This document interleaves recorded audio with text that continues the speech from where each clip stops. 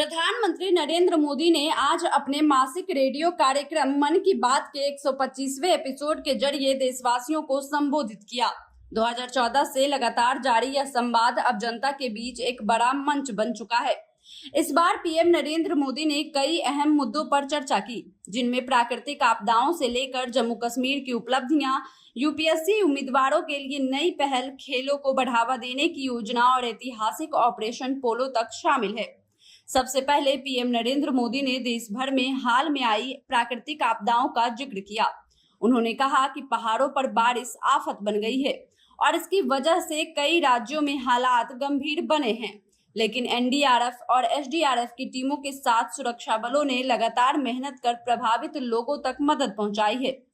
प्रधानमंत्री नरेंद्र मोदी ने इन बचाव कर्मियों की सराहना करते हुए कहा कि विपरीत परिस्थितियों में उनका यह प्रयास काबिले तारीफ है। इसके बाद उन्होंने जम्मू कश्मीर की 2 बड़ी उपलब्धियों पर गर्व जताया। उन्होंने बताया कि पुलवामा के स्टेडियम में पहली बार डे नाइट क्रिकेट मैच हुआ, जिसमें रिकॉर्ड संख्या में लोग जुटे। कभी यह असंभव लगता था, लेकिन अब देश बदल रहा है और जम्मू कश्मीर भी नई दिशा में आगे बढ़ रहा है। वहीं दूसरी उपलब्धि का जिक्र करते हुए उन्होंने कहा कि श्रीनगर की डल झील देश में पहला खेलो इंडिया वाटर स्पोर्ट्स फेस्टिवल आयोजित हुआ, जिसमें 800 से ज्यादा एथलीट्स ने हिस्सा लिया। उन्होंने कहा कि खेल न सिर्फ युवा प्रतिभाओं को मौका देता है, बल्कि एक भारत श्रेष्ठ भारत की भावना को भी मजबूत करता है।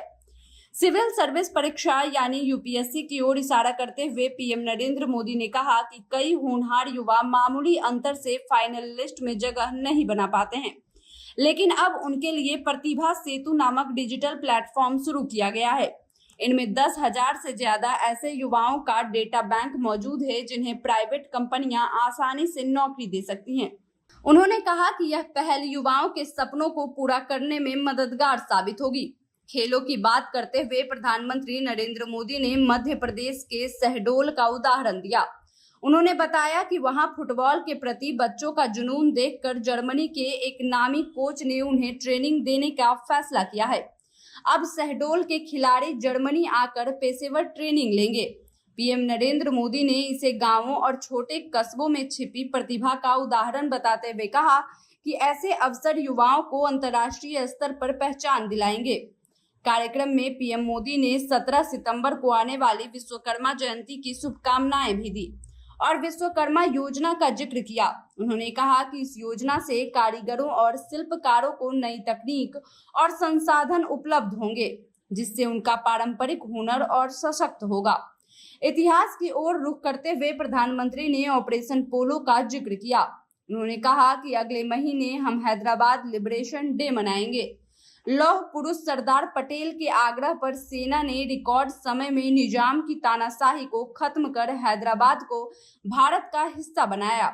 यह घटना देश की एकता और अखंडता का मिसाल है।